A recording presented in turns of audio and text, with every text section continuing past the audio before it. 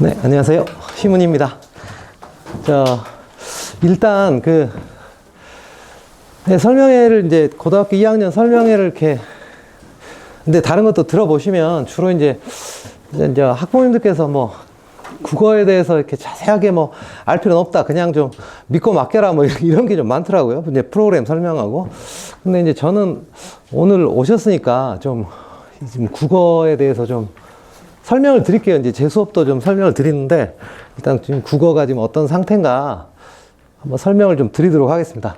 먼저, 이제 그런 얘기 많이 하죠. 점점 고등학교 1학년 때부터 1학년 때 1등급이었는데 뭐 고3 되면 한 등급씩 떨어진다 이런 얘기 하는데, 사실 좀 맞는 얘기입니다. 이 얘기가. 제가 볼 때는 그 이유가 첫 번째가 이제 오늘 좀 강조 드리고 싶은 게 이제 독서 파트인데요.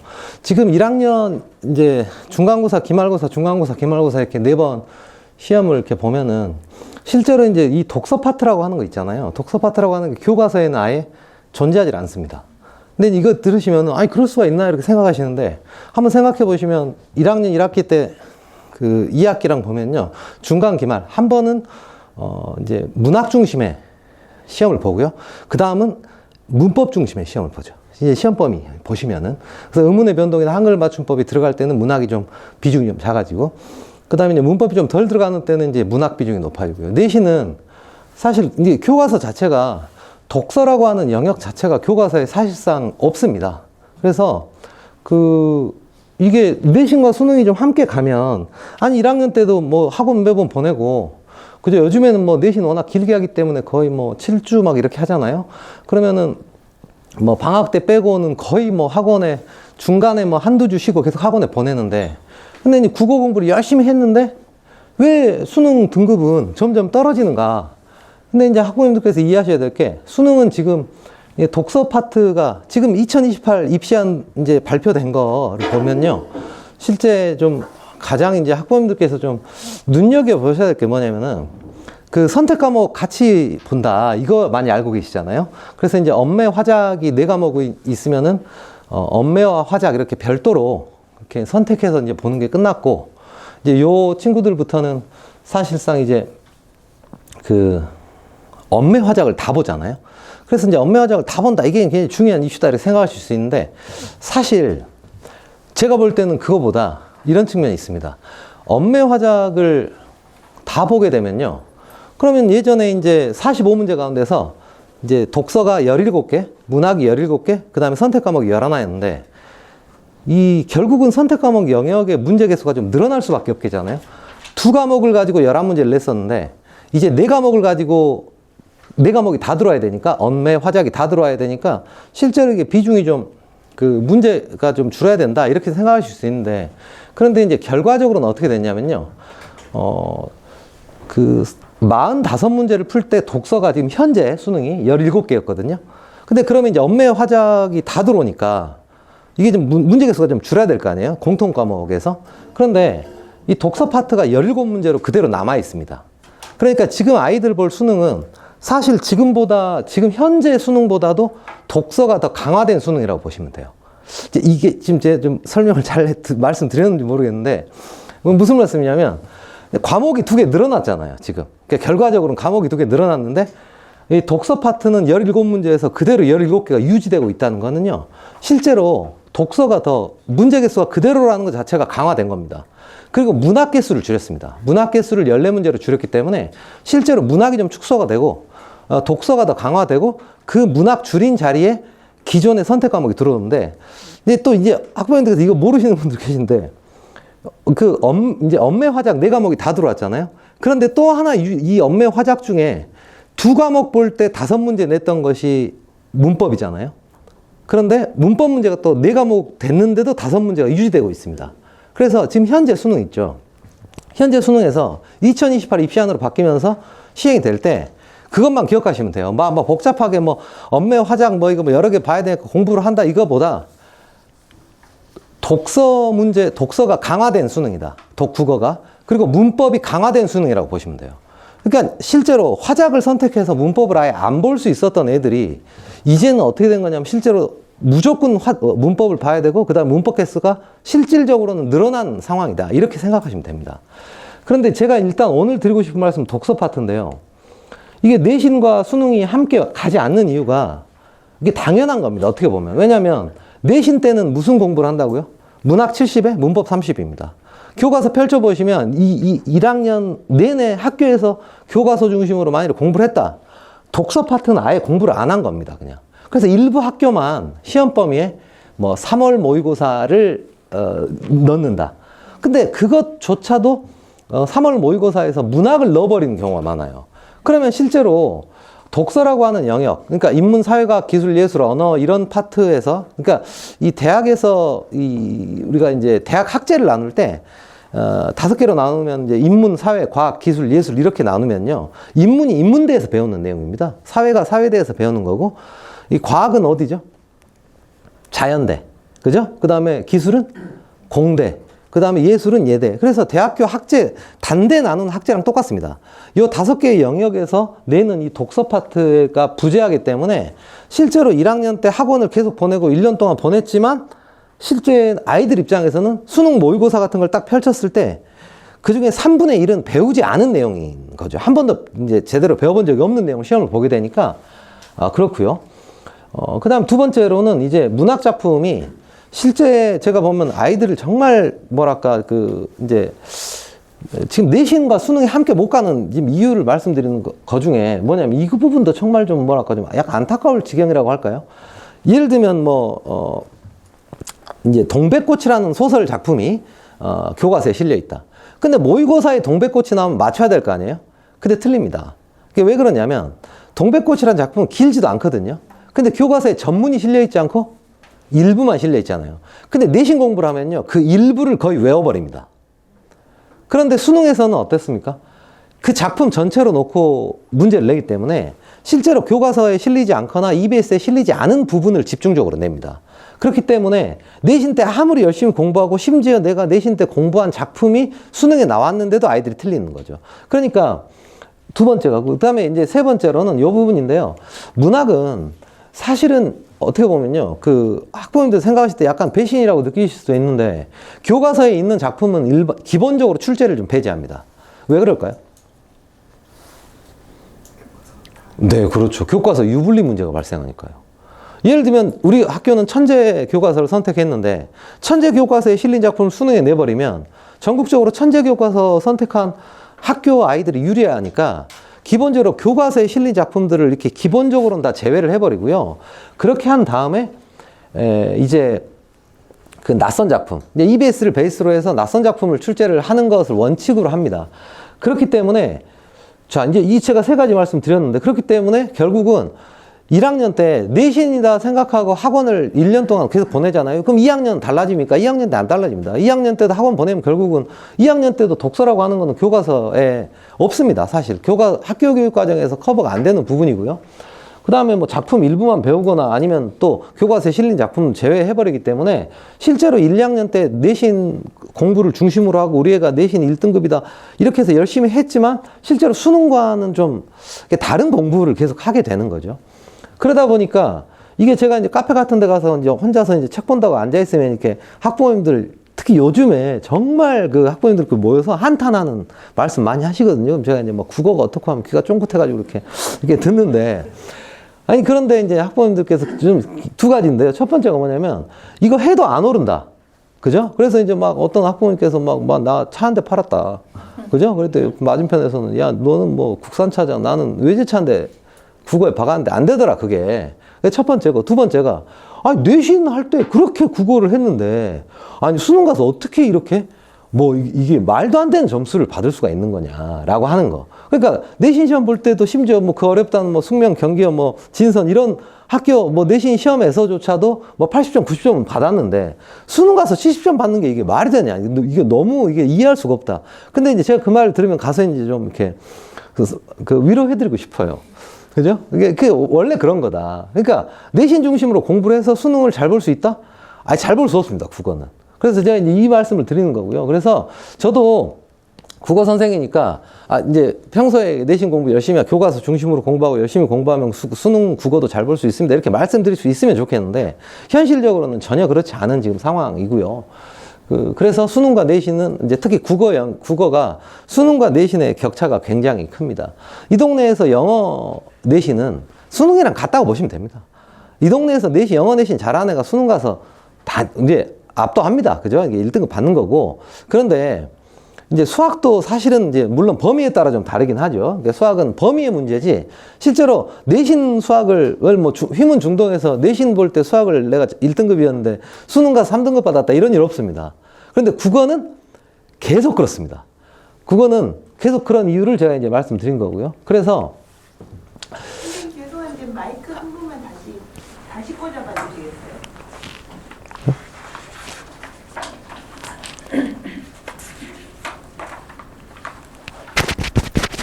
소음이 자꾸 들린다고. 네. 다시 꽂아볼까요?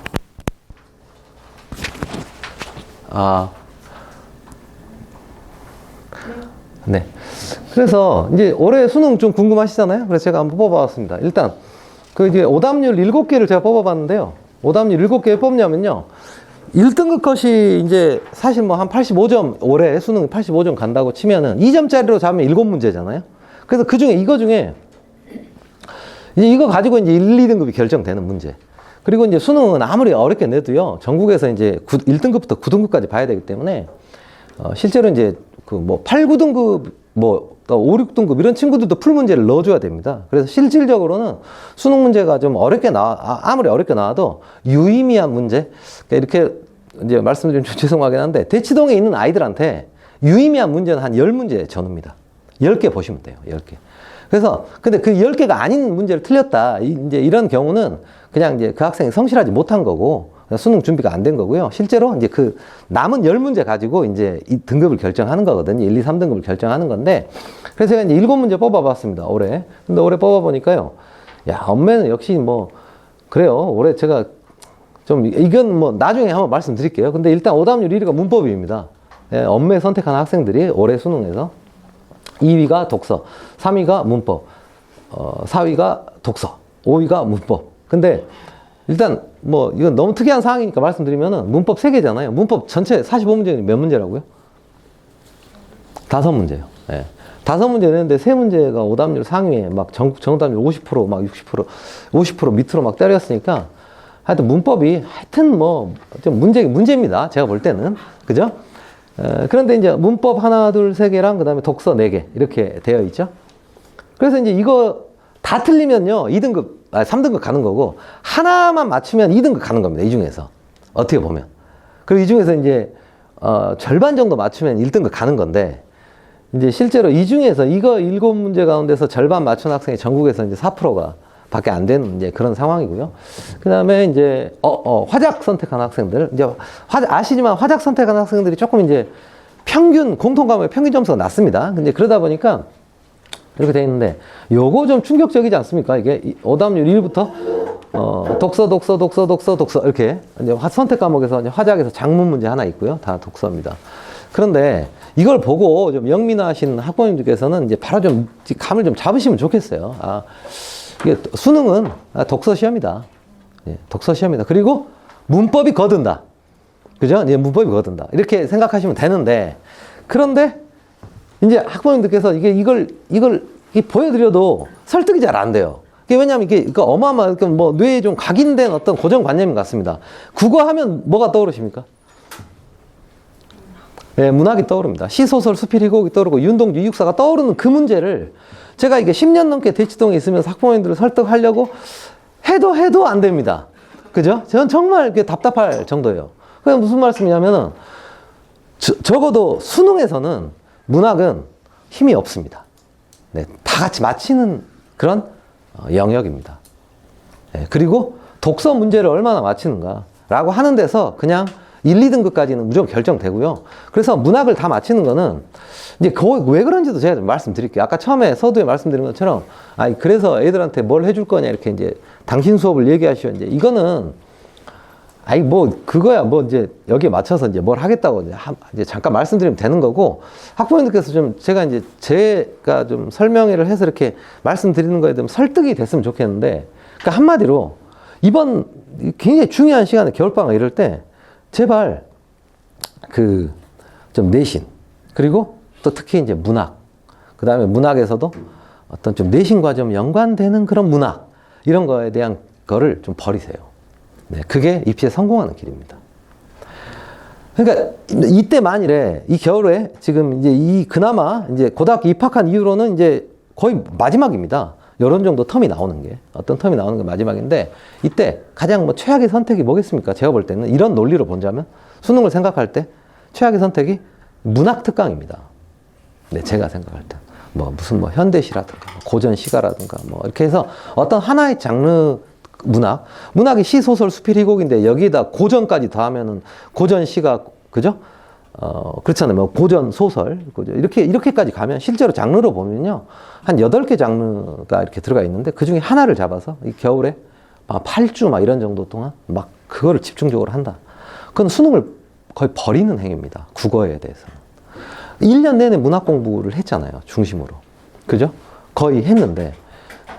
그리고 이제 그런 때, 저희가 고3들 지금 올해 이제까지 이제 계속 고3 수업을 중심으로 해보면 실제로 수능 공부다운 수능 공부를 할 수 있는 시기가 진짜 짧습니다. 왜냐하면 내신이 요새 너무 길어져가지고요. 제가 대치동 처음 왔을 때만 해도 내신 4주 했거든요. 대치동에 처음 왔을 때 내신 4주 했습니다. 그래서 4주하고 직보하고 고등학교 시험 보고 그랬어요. 그래서 혹시 첫째랑 둘째랑 나이 차이가 나서 첫째 때 보내보신 10년 전에 내신 학원 보내보신 분들은 지금 사실 제가 볼 때 약간 좀 비정상적일 정도로 내신 굉장히 길게 합니다. 네. 저희 학원도 하고 있으니까 제가 드릴 말씀 없는데 이게 약간 어떻게 되냐면요. 이게 수능에 대해서는 실질적으로는 그 학기 중에는 포기라고 보시면 돼요. 국어에 대해서는. 그렇게 치면. 그런데 그럼 좀 이거 언제 할 거냐. 이거 생각해보세요. 이번 겨울에 하잖아요. 어차피 여름에는 3, 4주밖에 안 나옵니다. 여름방학, 2학년 여름방학. 그래서 2학년에서 겨우 3학년 올라갈 때 그때 한 번 있거든요. 근데 이때는 국어로 말씀드리면은 문법을 좀 굉장히 해야 되는 때고요. 그 다음에 또 이제 이 탐구 있죠. 지금은 탐구가 이제 사탐, 가탐 이렇게 안 나뉘고 이제 사실 공통 과목이 돼버렸는데 어쨌든 이 부분에 대한 부담이 굉장히 이제 사실상 끝내고 고3이 돼야 될 거 아니에요? 3월 모의고사부터 보려면. 그래서 1학년에서 2학년 올라가는 겨울방학과 2학년에서 3학년 올라가는 겨울방학, 이게 2번밖에 없는 건데, 요 텀이 수능 공부를 할 수 있는 게 딱 2번밖에 없는 거예요. 근데, 이 중에서 이 겨울, 2학년, 3학년 올라가는 겨울은 국어로 말하자면은 좀 문법과 그 다음에 이제 탐구 과목들에 좀 열심히 해야 되는 그런 때입니다. 그러면, 아까 말씀드린 대로 독서에서 다 결정하는데 1년 동안 지금 독서 애들 안 했어요, 사실. 안 했습니다. 학교만 보냈으면, 학교에서 보내고 내신학원 보냈으면요, 이거 안 했습니다. 근데 언제 할 거냐? 지금 해야 된다. 그래서 제가 좀 설득을 하기 위해서 이런 거 불수능 국어다 어쩌고 저쩌고 하잖아요. 그런데 이제 이거 올해 기사인데요. 이거 한번 보십시오. 수능의 배신, 고교 수준에서 벗어난 괴물됐다. 이거 어느 과목 말하는 겁니까? 국어 말하는 겁니다. 수능 국어 이번에 지문은 서울대 교수도 정답 2개라고 했다. 교수도 어려운 지문 수능 국어 시끌. 수능이 왜 필요한지 칸트가 묻는다. 아주 위트 있는 제목이네요. 이 칸트가 왜 묻습니까? 올해 수능에? 네, 칸트가 나와서 그렇습니다. 제가 이 얘기는 잠깐 이따 드릴게요. 빙빙 돌리고 베베 꼬고 답 없다 또 논란 이렇게 해서 다 국어 얘기입니다. 이번 수능 어렵다고 하는 거 다 수학 얘기는 안 해요. 왜냐하면 수학 얘기는 수학이 어려운 거는 이제까지 계속 어려웠고요. 입시에서 50%는 수학입니다. 그죠? 입시의 50%는 수학인 거고, 여기서 수학이 어떻게 더 비중을 더 가져갈 수도 없고요. 가져가서도 안 되고, 또 수포자 문제 이런 게 있기 때문에, 사실상 이게 수학이 더 가져가기 없기 때문에, 그래서 평가원의 좀 고민도 좀 이해가 됩니다. 학부모님들 이거 언제부터 이랬습니까? 국어 계속 어렵다, 이거 언제부터 그런 겁니까? 이게 영어 선택 과목 가고 그렇게 된 거죠. 아니, 한번 생각해 보세요. 영어가 선택 과목 가버렸잖아요. 그럼 상위권 변별이 안 되잖아요, 영어로. 그 다음에 탐구 과목으로 상위권 변별하면 해마다 뭡니까? 소송하고 난리잖아요. 그죠? 물화생지. 그러면 물리투, 화학투 이런 거 선택한 애들이 불리해지는 것이 공정합니까? 오히려 걔들한테는 가산점 막 줘야 되잖아요.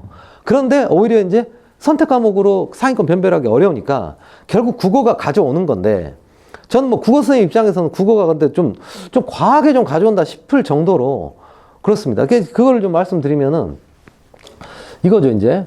제가 이제 일단 아까 말씀드린 거 이거 앞에다 넣을 걸 그랬네요. 이거 이제 통계로 한번 제가 뽑아봤는데요. 이거는 뭐 오셨으니까 지금 농담 삼아 재미로 제가 말씀드리면 제가 학부모님들 하도 설득이 안 되니까 수능 국어는 독서다 이거를 설득하려고 제가 통계를 내봤어요. 7년치 10문제씩 학생들이 가장 많이 틀린 10문제 포션 구성을 한번 따져봤더니 2019년 그죠? 비문학 7개, 문학 하나, 선택 2개. 선택이라고 하는 거 다 문법입니다, 사실 이거. 그냥 다 문법입니다. 그럼 문학 7개, 8개, 7개. 여기 2번. 여기 2번 한번 보세요. 좀 특이하지 않습니까? 이거 특이하죠? 문학이 4문제씩 들어. 이게 딱 2년. 이게 언제입니까? 이거 딱 보니까 모르시겠어요? 2년? 이게 바로 사교육과의 전쟁을 선포하신 네, 그죠? 킬러 없는 수능을 내겠다고, 예, 이거 한 5년 하실 줄 알았더니 2년밖에 못 하시고 지금. 네, 하여튼, 이걸 보시면 딱 압니다. 수능을 쉽게 내겠다. 그럼 어떻게 하면 뭘 쉽게 내는 겁니까? 비문학을 쉽게 내니까 문학이 오답률 상위에 올라오는 거죠. 2번. 그런데 다시 정상 수능으로 돌아갔어요. 그러니까 이번 수능이 특이한 게 아니라 수능 자체가 계속 이래 왔습니다. 그러다가 수능 너무 어렵다고 하니까 이제 킬러를 없애겠다 했더니 독서가 좀 비문학이 쉽게 나오니까 이거 딱 2년 그죠? 2년 이렇게 문학이 좀 상위권에 올라오고요. 또 다 비문학으로 다 채워버렸습니다. 이렇게. 그래서 이제까지 계속 그래 왔습니다. 그래서 뭐 퍼센트로만 보자면 비문학이. 그래서 오늘 오셔가지고 이것만 기억하고 가셔도 수능과 내신이 함께 가지 않고 독서 그냥 수능 국어는 독서다. 그래서 수능이 불수능이다. 문학이 불수능이다 이런 말 아니에요. 다 문학이랑 다 쉬워요. 그리고 그냥 독서가 어려우면은 그냥 불수능 국어다 이렇게 부르는 거다 이렇게 생각하시면 되겠고. 자 이제 지금부터 이제 그럼 제가 등급 컷을 안 넣었네요. 등급 컷. 근데 제가 이제 여기까지 한 다음에 이제 제 수업을 좀 어떻게 할 건지 뭘 할 건지 말씀드릴 텐데 제가 등급 컷 얘기 하나만 드릴게요. 이번에 이제 학부모님들 그거 아십니까? 이제 국어가 제일 어려웠던 게 2023이 가장 어려웠다고 하는데 그 기록을 세웠어요. 어떤 기록을 세웠냐면 이제 이게 뭐 기네스북에서 뭐 그런 것도 받아준지 모르겠지만 어떤 학생 한 명이 서울에 있는 서울 소재 의대를 합격했는데 그게 굉장히 이슈가 됐습니다. 왜냐면 수학을 1등급을 못 받았어요. 대한민국 입시 역사상 처음입니다. 그러니까 수학에서 1등급을 못 받은 학생이 서울 의대에 합격을 한 거죠. 서울권 의대. 그래서 무슨 뭐 미달이냐? 이 의대가 어떻게 미달입니까? 그렇죠? 정시에서 어떻게 합격을 했느냐? 그 학생이 국어를 만점 받았어요. 국어를 만점 받았는데 국어 표점이 그해 150점이었습니다. 그래서 또 그해 국어가 또 기록을 세웠습니다. 뭐냐면 수능이 시작된 게 이제 96년 시작은 이제 94년은 뭐 2번 보고 막 그래가지고 근데 사실상 실질적으로 지금 같은 모델의 수능이 시작된 게 96년이라고 보면은 그 긴 역사 중에 전 과목 토탈에서 30년 뭐 이렇게 20몇 년의 시험 동안 최고 표점을 2023 국어가 기록했습니다. 그때 표점이 150점이었는데요. 만점자 표점이. 그것의 의미를 제가 잠깐만 말씀드릴게요. 150점 표점이면요. 진짜 100점 원점수로는 100점 받았는데 환산했을 때 몇 점으로 준다는 거예요? 150점 준다는 거죠, 표점이. 근데 중요한 거는 1등급 컷을 받았을 때 점수입니다. 표점입니다. 1등급 컷을 받으면요. 132점입니다. 그 해. 그래서 132점이면 이게 무슨 말씀이냐면 나도 1등급이고 너도 1등급인데 국어 한 과목에서만 18점의 표점 차이가 난다는 거죠. 이제 그게 바로 이제 그 파괴력입니다. 흔히 우리가 7점 보거든요. 뭘 7점 보냐면요. 이제 의대 제외하고 상위권 학과 어떤 대학의 최상위권 학과 아예 의대라든가 약대 제외하고 상위권 학과와 하위권 학과의 점수 차를 7점으로 봅니다. 그리고 이제 7점이 넘어가서 10점이 가면요. 대학이 바뀝니다. 이렇게 보는데 아까 말씀드린 저 국어가 어렵게 나왔을 때 그죠? 국어 한 과목 안에서 국어 1등급 컷을 받은 학생과 만점 받은 학생이 18점 차이가 나면은 이거는 이제 사실상 국어가 상위권의 변별 정도를 넘어서 이제 굉장히 큰 역할을 했다는 거죠. 올해 저는 이제 지금 메가나 EBS에서 올해 국어 만점 받아서 언매 선택에서 만점 받았을 때 표점 149점 예상하고 있거든요. 그러면 18점이나 17점이나요, 사실. 이제 올해 국어가 또 입시에서는 굉장히 중요한 역할을 할 걸로 보이는데 이미 이제 수능 봤으니까 저는 이번에 기록을 깨지 않을까 예상하고 있습니다. 그러니까 150점 넘어가지 않을까. 이게 왜냐하면 EBS랑 지금 메가에서 149점 예상하고 있는 거는 그거는 이제 사실 아까 그 구성 중에 이제 문법이 오답률 상위에 올라온 거를 사실 감안을 안 한 거라고 보거든요, 저는.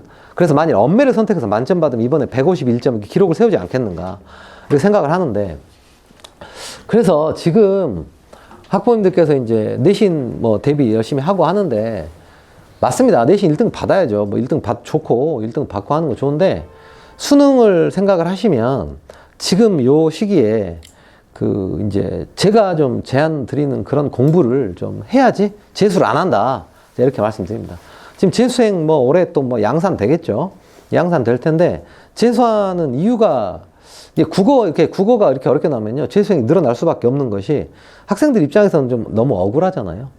그렇죠? 예를 들면 6평, 9평, 막 10평까지 받는데 뭐 90점대 받다가 이번에 뭐 막 70점대 이렇게 받으면 일단 등급을 떠나서 그 점수대라고 하는 것이 그저 90점대 자기 위치가 있었는데 등급은 한 등급 떨어지면 점수가 막 70점대가 됐다 그러면 재수하는 거거든요. 근데 그게 왜 그렇게 재수를 많이 하느냐 이렇게 할 때 저는 국어에서 이제 요 말씀부터 이제 시작을 할게요. 첫 번째, 왜 재수를 하느냐라고 한다면요, 이런 겁니다.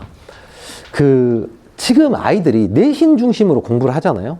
그러다 보면 자, 첫 번째 독서 파트에서 제가 한번 보여드릴게요.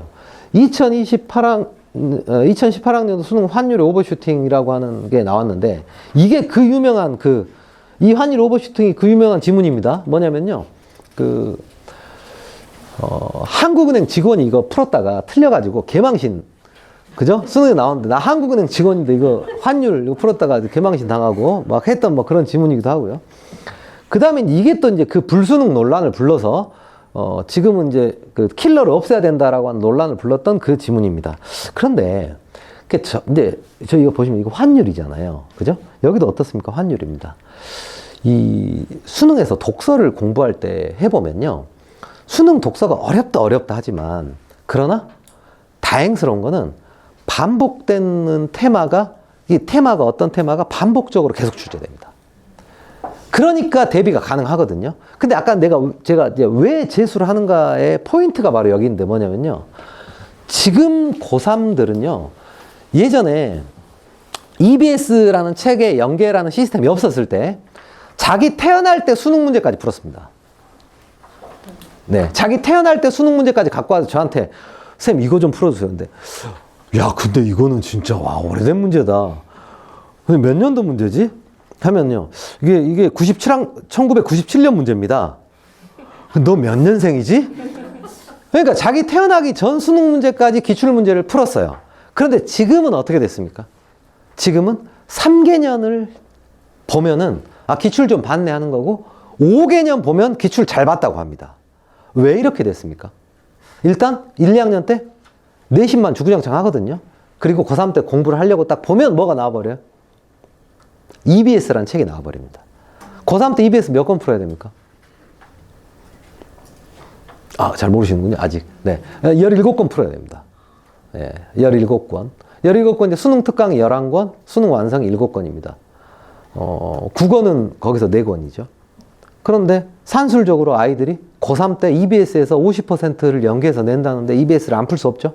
그럼 고3 때 뭐 풀다 죽는 거예요, 그냥? EBS 풀다 죽습니다. 네. 그러니 독서 파트에서 분명히 어떻게 되냐면 독서 파트에서 반복적으로 출제되는 테마가 분명히 있거든요. 예를 들면 환율이라고 하는 건 수능에만 4번 나왔습니다. 그런데 환율을 공부를 안 해가지고 수능을 보러 갔으면서 환율을 고등학생이 어떻게 푸냐 이렇게 말한다면 저는 그건 직무유기라고 봅니다. 그래서 독서를 공부를 해야 된다. 첫 번째 문제는 독서다. 그런데 독서는 그러면 그 인문, 사회과학, 기술, 예술 이걸 다 어떻게 할 겁니까? 라고 하신다면 저는 기출에 반복되는 테마 있죠. 이거는 나오고 또 나옵니다. 그래서 올해 그 유명한 칸트 있죠. 저는 칸트에 대해서도 어렵게 냈다. 이거에 대해서 정말 국어를 자기가 이제 가르치거나 아니면 실제로 고3을 가르치거나 아니면은 수능 문제를 이제까지 꾸준히 검토해보지 않은 사람들이 하는 얘기라고 생각하고요. 이제 서울대 교수님이 이걸 고등학생이 풀 수 없다라고 말했을 때는 그분은 그냥 그 지문만 본 거예요. 그런데 제가 이제 아닌 걸 보여드릴게요. 이게 좀 글씨가 좀 작게 나왔는데 2026 그러니까 지금 올해 수능 본 아이들의 수능 특강에 칸트의 인격 동일성이라는 지문이 있었습니다. 제가 몇 문장 읽어볼까요? 문장이 아예 똑같아요. 칸트는 인격 동일성이란 이게 EBS 지문이거든요. 칸트는 인격 동일성이란 심적 상태의 연속성으로 설명되기 부족하고 그렇다고 초자연적으로 하면서 생각하는 나는 영혼인데 이런 말 나오죠. 자, 올해 수능에 나와가지고 서울대 교수님이 이거 고등학생 못 푼다고 했던 것이 칸트는 나는 생각한다, 자기의식은 불가하다고 한다, 생각하는 나, 영혼. 이거 어떻습니까? 사실 거의 긁어왔습니다. 어디서 긁어왔죠? 예, EBS의 수능 특강에서 긁어왔습니다. 아니, 그러니까 그걸 전제로 아이들이 이걸 공부했다는 전제로 이거를 검토를 해야 되는데 이거는 전혀 모르신 채로 서울대 교수님께서 이것만 보니까 아니 애들이 이걸 어떻게 풀어 이렇게 하는 거고 카이스트 뭐 교수님들도 다 어렵다고 하는데 제가 볼 때는 이겁니다. 자, 이거 자 다시 한번 잘 한번 생각해 보세요. 이거 한번 보세요. 이거를 그냥 전사 없이 역사 없이 환율을 그냥 냈다. 변정 환율, 기축통화, 그 다음에 이제 브레턴 우즈 체제라는 게 나왔는데 이거를 아이들한테 전사가 없이 EBS나 수능에 전에 나온 적이 없었던 지문이다 이게. 이거 못 풉니다. 절대. 게다가 10분 안엔 절대 못 풉니다. 네. 그런데 수능에만 몇 번 나왔다고요? 4번이고 이전에 이미 몇 번이 나왔습니까? 3번이 나왔습니다. 그럼 환율이 뭔지는 알고 가야 될 거 아니에요, 수능에. 그리고 칸트 어렵다 하지만 거의 똑같은 글이 어디 있었어요? EBS에 있었습니다. 그래서 첫 번째 독서 공부를 해야 되는데 독서를 제가 인문, 사회과학, 기술, 예술 이걸 다 제가 알아서 무슨 하겠다. 이게 아니라 독서는 분명히 반복되는 테마가 출제됩니다. 그리고 이거는 평가원과 어떤 이제 이 학생들, 수험생과의 어떤 일종의 암묵적인 약속인데요.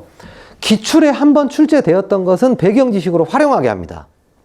그러니까 기출 지문이나 EBS 지문은 문제를 풀어보고 맞췄으니까 끝내는 게 아니라 어떻게 해야 되겠습니까? 배경 지식으로 흡수해야 됩니다. 환율이 뭔지 알아야 됩니다. 그래야 환율 지문 풀 수 있습니다. 정의 안 해줍니다. 처음 시작할 때 환율이 급등하면서 그죠? 수출을 중심으로 하는 나라는 이렇게 나오거든요. 근데 환율이 뭔지를 안 알려줍니다. 그러니까 환율이 자국 화폐의 가치를 외국 화폐로 표현한 것입니까? 외국 화폐의 가치를 자국 화폐로 표현한 것입니까? 그걸 안 알려줍니다. 환율이 올랐다. 자국 화폐의 가치가 오른 겁니까? 외국 화폐의 가치가 오른 겁니까? 이걸 안 알려주고 어때요? 환율이 급등하게 되면, 그죠? 수출을 중심으로, 그죠? 뭐 나라 경제가 운영되는 나라는 뭐 경제 어려움을 뭐 겪을 수도 있다. 뭐 아니면 경제 뭐 오히려 수출에는 유리하니까 이익을 거둘 수 있다. 할 때 그 중에 어떤 아이가 그 지문을 읽고 푸느냐? 환율이 뭔지를 아는 아이가 푸는 겁니다. 근데 아니 국어 교과서에 환율이 없잖아요. 근데 평가원한테 항의하면 평가원에는 뭐라고 할까요? 네? EBS에 있었다. 그리고 어디에 있었다? 기출에 이제까지 여러 번 다루었던 테마이다. 이렇게 답을 해버리는 겁니다. 그래서 기출과 EBS는 배경 지식으로 활용해야 합니다. 그래야 시간 내에 풀 수 있습니다. 이번에 수능이 어렵게 나와가지고 이제 그 인터넷에 이제 사실 좀 그래요. 이제 뭐냐면 저도 이제 뭐 예전에 뭐 같이 뭐 일도 하고 막 이랬던 사람들 많은데 학생들이 이제 유명 강사들 욕을 엄청 써놨더라고요. 그죠? 무슨 독해니 뭐 그죠? 뭐 하더니 뭐 하나도 안 되더라 뭐 어쩌더라 뭐 엄청 써놨어요. 근데 이제 제가 이제 이렇게 말씀드리면 좀 약간 뭐랄까 자폭 같기도 한데 그 학부모님들 그 독서는요. 독서의 기술은 운전이랑 비슷합니다. 운전하시니까. 운전할 때 기술을 막 배워야 됩니까? 많이 배워야 됩니까? 그냥 브레이크 밟으면 멈추잖아요.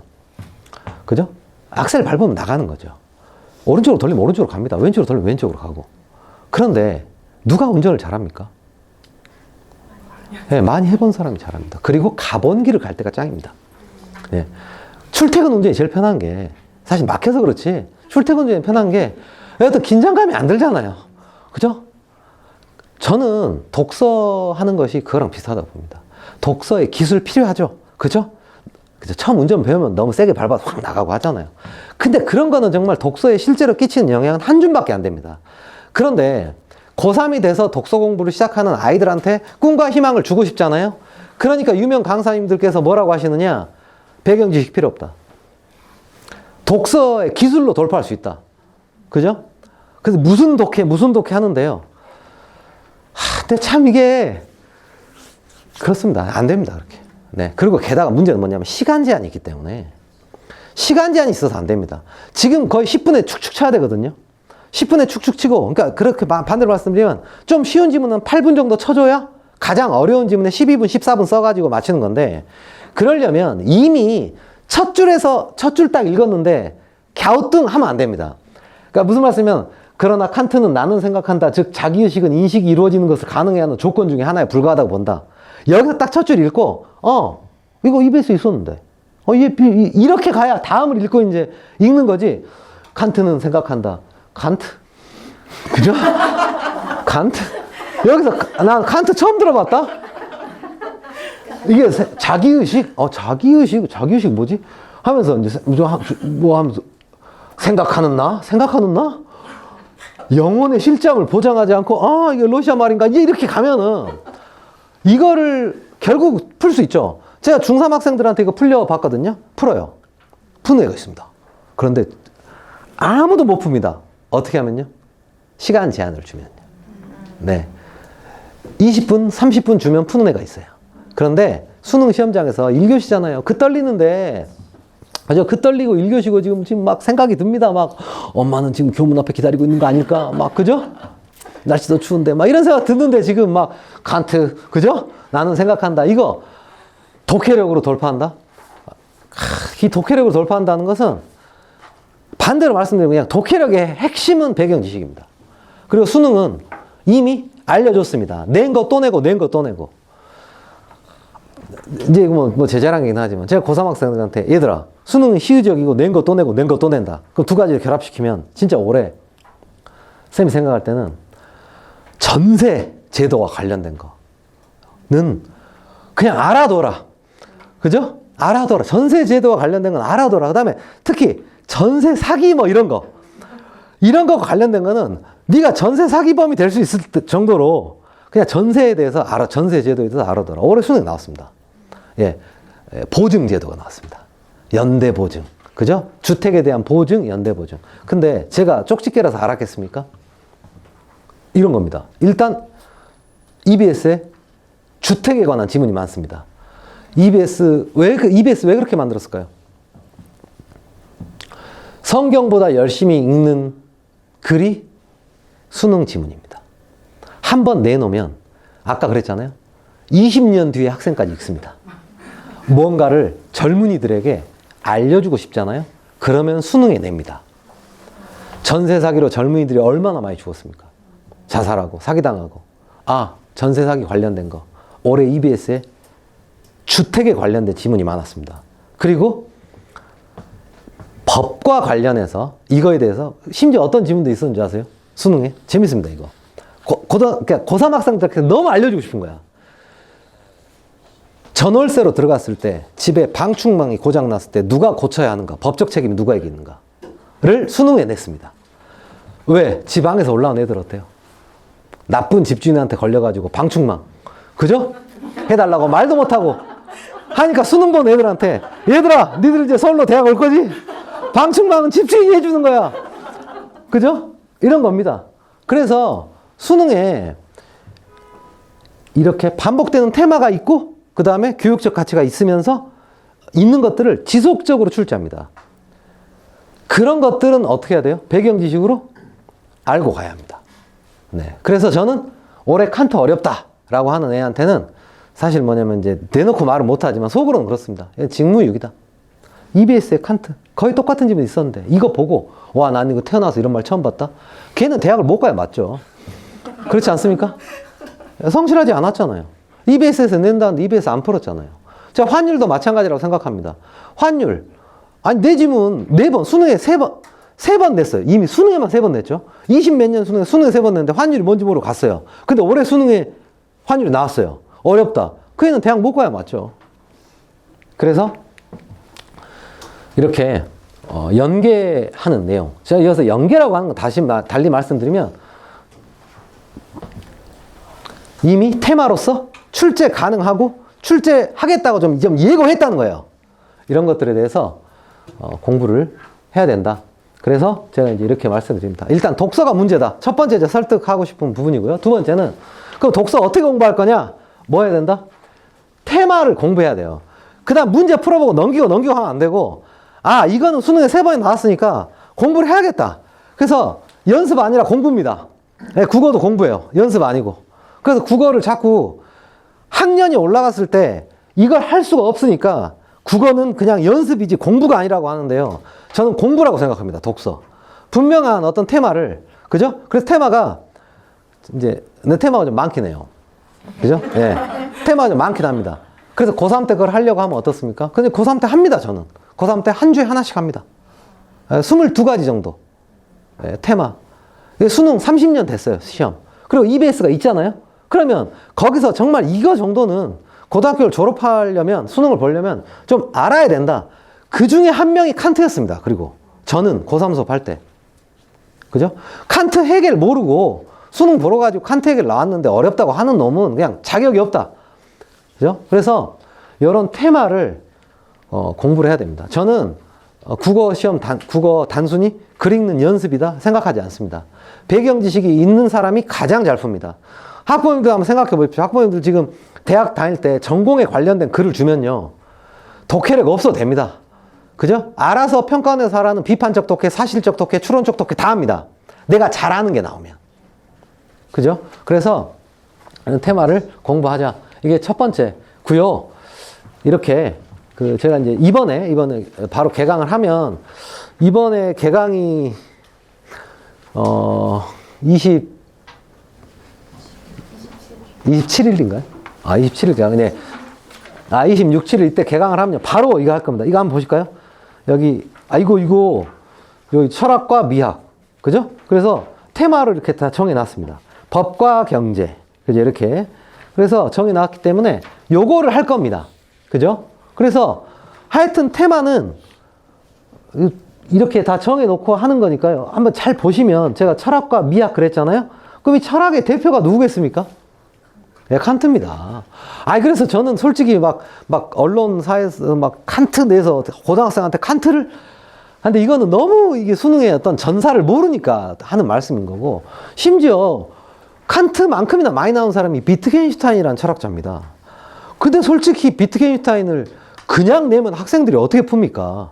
근데 이미 여러 번 냈으니까 또 내는 거거든요. 그래서 그렇게 생각해 보시면 되고요. 법, 경제 뭐 이제 이렇게 다 정해 놨습니다. 그래서 첫 번째, 그 테마를 좀 공부하자. 그리고 제가 수업할 때 저는 학부모님께서 이제 좀 첫째 보내보신 학부모님께서는 독서 수업에 대해서 물어보세요. 선생님, 저 배경 지식도 설명을 하시는 편이신가요? 근데 저는 그 물어볼 때 그 질문의 취지를 압니다. 배경 지식 설명하면 안 보내려는 거예요, 사실. 학부모님들이 세뇌를 굉장히 많이 당하셨어요. 세뇌를 많이 당했습니다. 막 있잖아요. 무슨 독해 가지고 기술적인 측면으로 어떤 글이든 읽게 해줄게. 이런 거를 설명회를 막 갔다 오셔가지고 이제 반대로 쌤 저 배경 지식도 설명을 해주시나요? 막 이렇게 하거든요. 그러면 속으로는 제가 그래요. 아니야. 하면 안 보내겠다는 말이에요.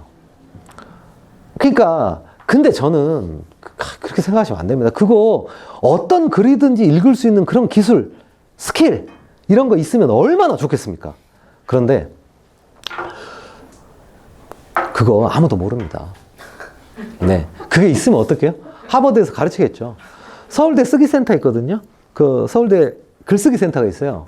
거기 너무 또 구체적인 거. 하여튼 거기에 하는 교수님의 자제분이 저희 학원에 열심히 다니고 있습니다.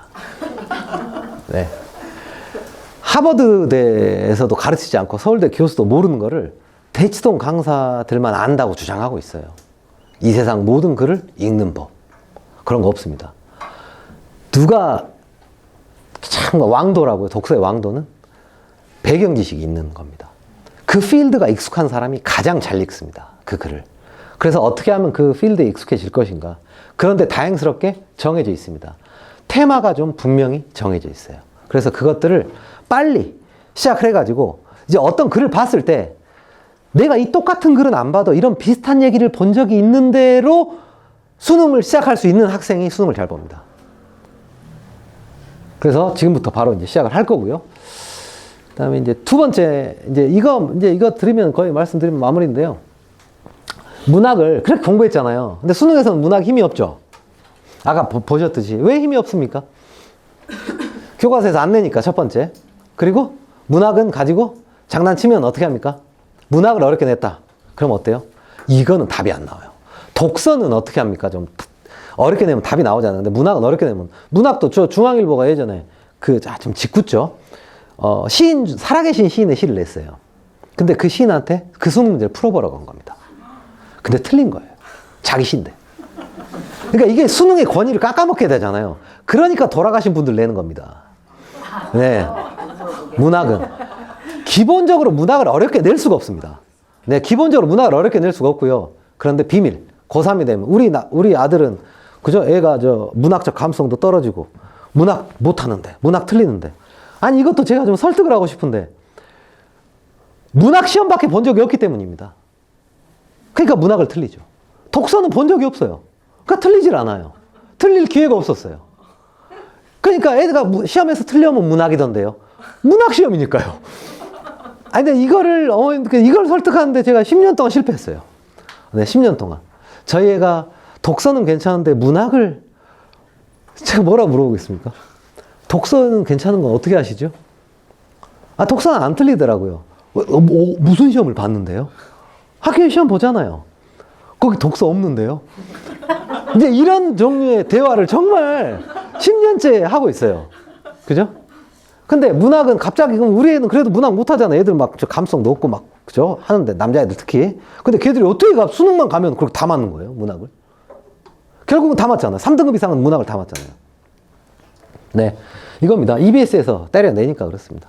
갑자기 애들이 고3 때 문학을 잘하는 게 아니라 EBS에서 이렇게 때려냅니다. EBS에서 연계합니다. 그러니까 좀 이제 이렇게 말씀드릴게요. 문학 공부를 일찍 하면 손해입니다. 어디서 안 내니까요. 교과서에서는 안 냅니다. 그런데 수능을 준비하겠다는 마음으로 문학 공부를 일찍 한다? 그것도 교과서에 있는 작품들 막 모음 이런 거 있잖아요. 이런 걸 한다는 거는 수능에는 전혀 도움이 안 됩니다. 이 작품들은 다 빼고요. 이 아이들이 고3이 됐을 때 나오는 그 EBS에서 50% 이상을 냅니다.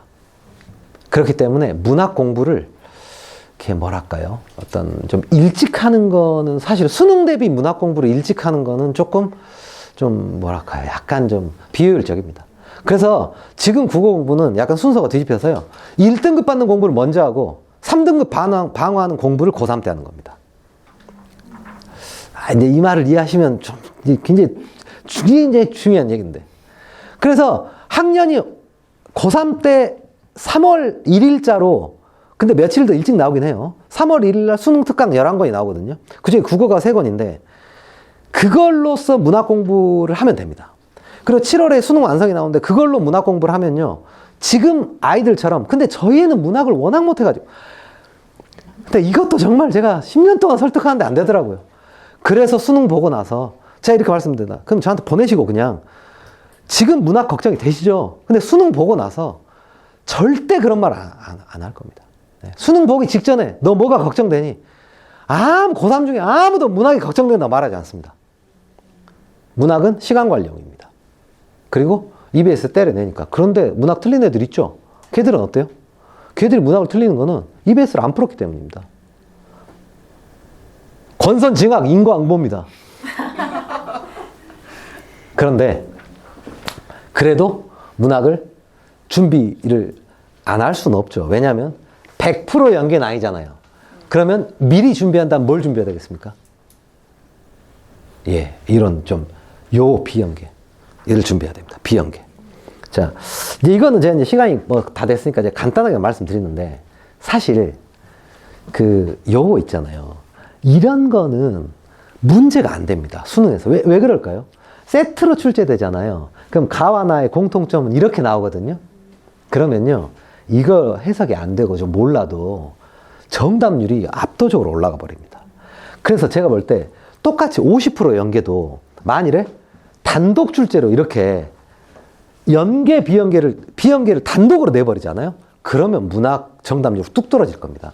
실질적으로 평가원에서 약간 뭐랄까요, 좀 장난치고 있는 건데 뭐냐면 한 지문만 단독 출제합니다. 나머지는 연계 출제합니다. 그래서 정답률이 높은 겁니다. 그래서 3등급 이상 받는 학생들은 문학을 사실상 거의 다 맡고 있는데, 그런데 문학이 좀 이슈가 된 때는 다 공통점이 있습니다. 문학이 좀 이슈가 된다라고 하면 어떤 작품일까요? 장르로는 어떨까요? 산문입니다. 산문. 운문은 얘기가 안 돼요. 왜냐면 운문은 왜 얘기가 안 될까요? 짧으니까 EBS에 있는 거를 그대로 낼 수밖에 없죠. 그런데 산문은 어떻다고 했습니까? EBS에 실려도 이 소설은 100쪽짜리 소설인데 그렇죠. 일부만 실려 있으니까. 그래서 문제가 되는 겁니다. 그래서 미리 공부할 때는요, 문학을 지금 미리 수능을 생각해서 미리 공부할 때는 일단 얘네들이 고3이 됐을 때 EBS에 실릴 수 있는 작가, 즉 당연히 어때요? 유명 작가여야 되겠죠. 근데 유명 작가의 이제까지 출제되지 않은 낯선 작품, 그리고 뭘 중심으로? 산문 중심으로. 그리고 산문 중심으로 공부하는 것이 좋습니다. 그러니까 어머님들, 한국인이 가장 좋아하는 시가 뭔지 아십니까? 뭐 지금 아마 100년 동안 1등입니다. 그냥 시인 윤동주. 네, 그리고 또 시는 그죠? 뭐 서시, 그죠? 별에는 밤. 뭐 이거 그냥 윤동주 씨가 그냥 100년 동안 1등인데, 제가 생각할 때는 시인을 윤동주밖에 모르기 때문에, 그쵸? 이제 설문조사를 하면은 시인을 어떤 시인 좋아하십니까 하면 뭐 모른다 하긴 그러니까 윤동주 해서 그런 건데, 윤동주 시인의 윤동주 서시 수능에 몇 번 나왔을까요? 나온 적이 없습니다. 네. 윤동주 시인의 어떤 시가 수능에 나왔을까요? 혹시 들어보셨던 바람이 불어? 안 들어보셨잖아요. 윤동주의 병원 안 들어보셨죠? 유명 작가의 유명 시는 안 나옵니다. 네. 왜 안 나올까요? 그건 어디에 있을 테니까. 그러니까요. 지금 수능에 왜 유명 작가 유명 시가 안 나오느냐? 유명 작가 유명 작품 안 나와요. 네. 264 교목이 유명하죠. 교목 수능에 나온 적이 없습니다. 근데 264에 강 건너간 노래 안 들어보셨잖아요. 왜 그럴까요? 교목은 어디 실려 있어요? 교과서에. 그래서 참 이게 지금 현재 국어가 조금 뭐랄까 좀 학부모님들 입장에서는 좀 약간 좀 트리키한 측면이 있어요. 사실 약간 트릭이 있어요. 뭐냐면 교과서에 실린 작품을 공부해서는 수능 대비가 안 됩니다. 문학은. 유명 작가의 낯선 작품을 공부하고, 그리고 게다가 운문문학 짧은 건 어차피 얘들이 고3 돼서 EBS에 있는 것 그냥 다 알고 가버리면 돼요. 그냥 현대시 35작품인데 현대시 35작품 안 읽고 풀 수 있을 정도로 해버리면 됩니다. 그럼 수능 가서 다 맞습니다. 그런데 산문은 어때요? 얘기가 달라요. 산문은 어차피 일부만 실려있기 때문에 나머지 부분에서 때려내거든요. 그래서 이걸 감안해 볼 때 고2 때 문학 공부는 유명 작가의 낯선 작품, 그리고 산문 중심으로 공부하는 게 좋습니다. 그래서 제가 책도 이렇게 또 다 이렇게 다 안 들어보시는 걸 겁니다. 근데 이건 학부모님들께서 문학을 잘 공부를 안 하셔서가 아니라 책 자체를 어떻게 만들었다고요? 뭘로? 유명 작가의 낯선 작품. 네, 유명 작가의 낯선 작품으로 다 만들었어요. 그래서 1910년대 대표 작가 김소월, 진달래꽃이잖아요. 진달래꽃은 어디에 있어요? 교과서에 있으니까 님의 노래. 그죠? 이렇게 해서 이렇게 교재를 다 이제 만들어 놨습니다. 그리고 이제 마지막으로 이제 요 산문문학 얘기. 이제 그리고 진짜 마무리해야 되겠네요. 뒤에 또 있는데. 자, 산문문학. 정말 가끔 문학 이슈가 되거든요. 근데 그때는 뭐라고요? 장르가? 수능에서 이슈가 되면? 장르는 일단 산문이다. 고전 산문일 때가 좀 많고요. 그 다음에 EBS에 실린 작품인데 EBS에 안 실린 부분에서 냈을 때.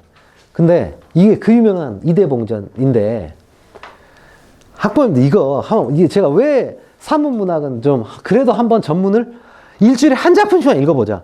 제가 16쪽으로 줄 테니까 16쪽 안으로 줄여서 줄 테니까 16쪽만 읽어보자 하는 이유가 뭐냐면, 유세차 기축 3월 정묘 삭 15일에 벌써 아이들 이거 보고 지금 애들 한번 떠올려 보십시오. 우리 애가 유세차 기축 3월 정묘 삭 15일에 기주 장한님의 딸 애황은 감히 이부시랑 20영위 앞에 아뢰나이다. 오호 애제라 소첩의 부친과 대인이 사귐이 깊사오니 그 외에 대인은 귀자를 두시고 부친은 소첩을 얻으시니 피차의 동년동일생이라.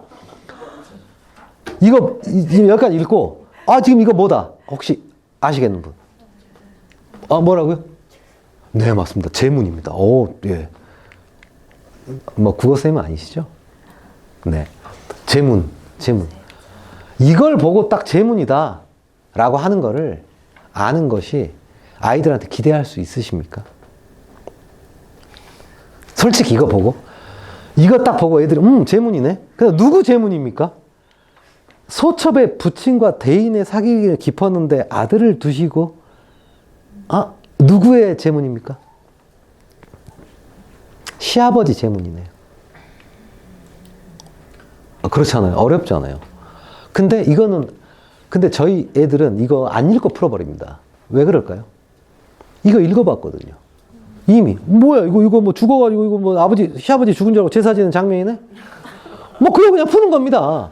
근데 이거를 읽어봐. 알 수 있어, 너도. 이거 어렵습니다. 산문문학. 예, 산문문학은 줄거리를 알아야 됩니다. 기본적으로 줄거리를 알아야 되고. 다시 한번 또 말씀드리지만, 근데 저희 애는 충분히 할 수 있을 것 같은데요. 맞습니다. 할 수 있는 애들이 있습니다. 그런데 시간이 가겠죠. 수능에서 문학은 뭐라고요? 시간 관리 영역입니다. 그냥. 전국에서 3등급 이상은 다 같이 마치고요. 그리고 시간을 관리해서 그 남는 시간을 독서에다가 투자할 수 있을 때 1등급 받는 겁니다. 그래서 산문문학 제가 매주 이렇게 드리는 학생들 이렇게 주거든요.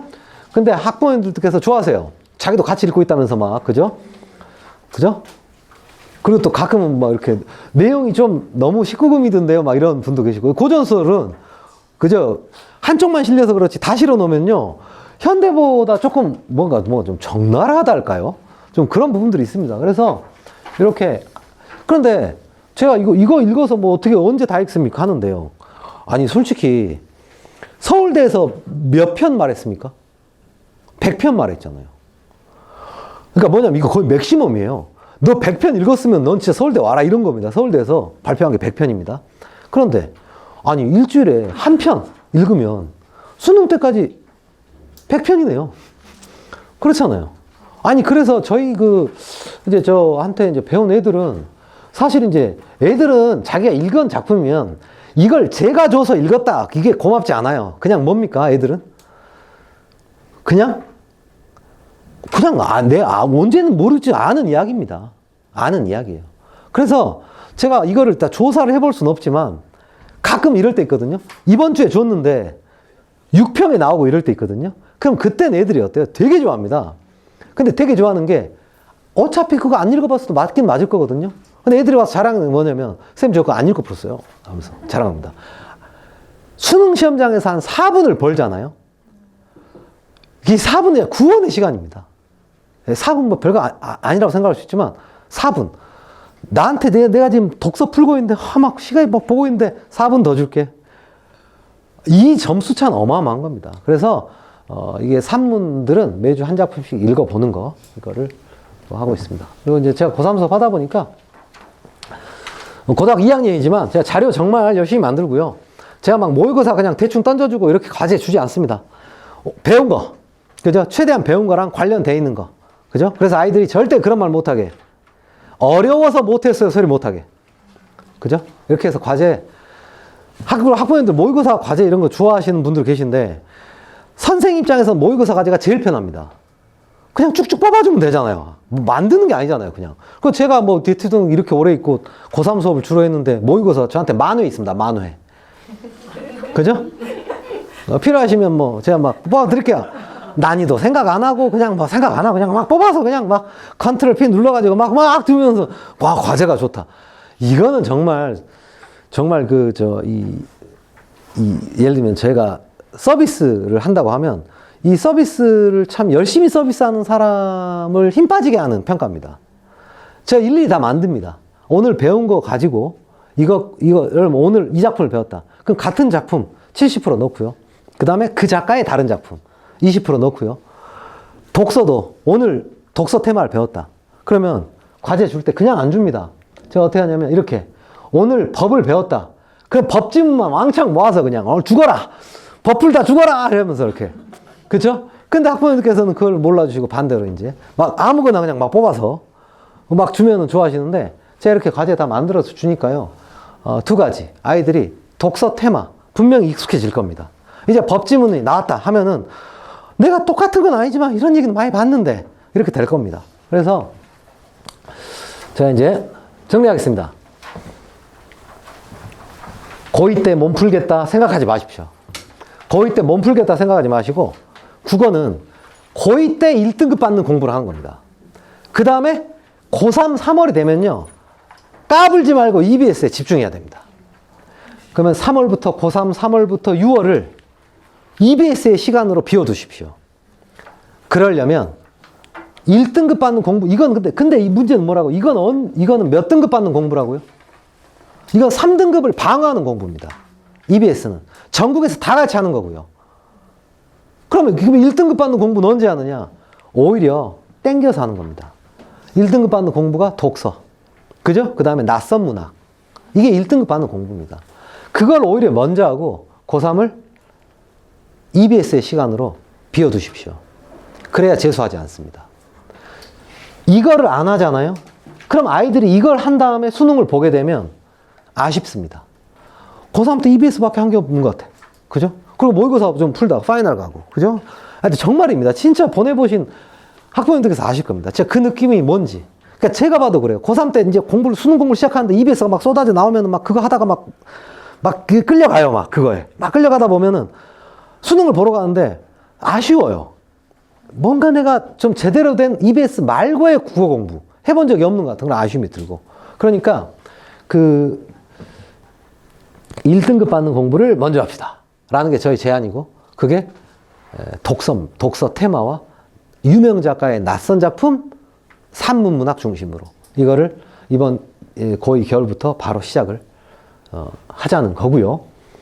그 다음에 만일에 짬짬이 중간고사, 기말고사 사이에, 그죠?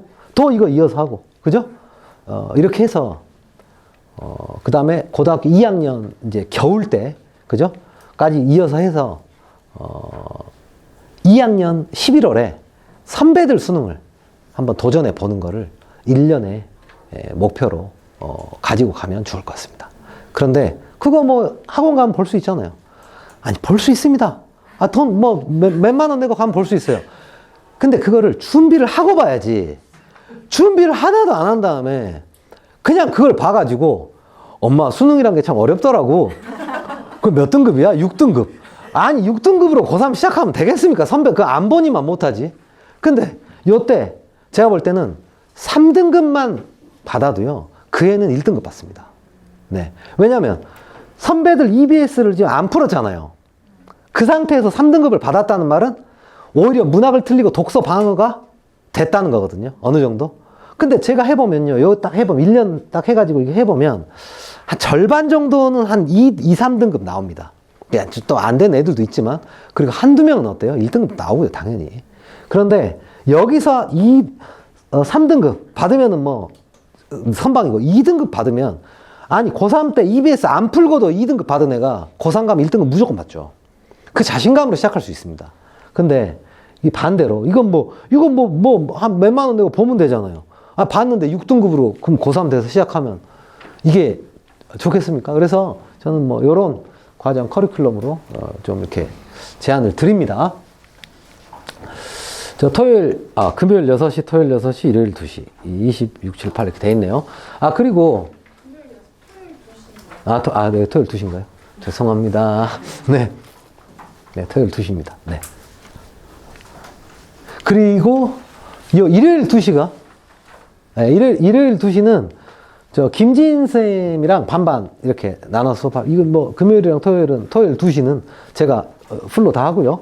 일요일은 요 김지인 쌤이랑 반반 하는데, 또 김지인 쌤한테 수업을 꾸준히 듣고 있던 학생들이 있어가지고, 그 학생들이 이제 또, 근데 이제 요 프로그램은 하고 싶은데 또 김지인 쌤 수업도 듣고 싶고 그래서, 그러면 그렇다면 요 타임에는 요 프로그램으로 김지인 쌤이랑 이렇게 반반 하는 뭐 정도 돼 있고요. 나머지는 하고요.